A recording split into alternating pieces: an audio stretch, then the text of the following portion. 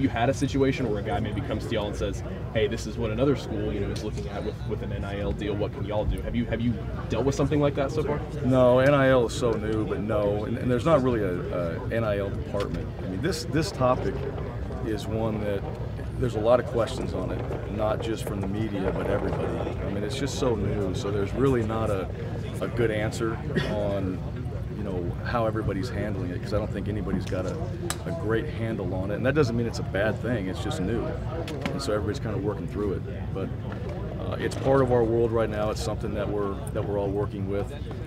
I think it's a positive in a way where it's going to be another part of the player's experience, and it really comes down to how do we do it. How does that all work out for the player, and does that provide a positive experience for them at Auburn? And to me, that's really the key.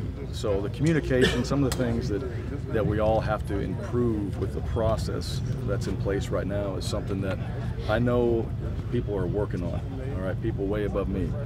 And we're just kind of going with it as it is right now, and I think this thing will eventually have a little bit more guidance for coaches and what that's going to look like for everybody involved. But we still want it to be a positive thing for the players, and that's the most important thing. So my mission every time we have a guy on campus, or the guys that we're talking to, is talking about Auburn, talking about how they fit, talking about the education, talking about the playing opportunities, the schemes and things like that, living in that town, and just the culture that we have, and then all those other things that come with it should be a part of that experience, in my opinion.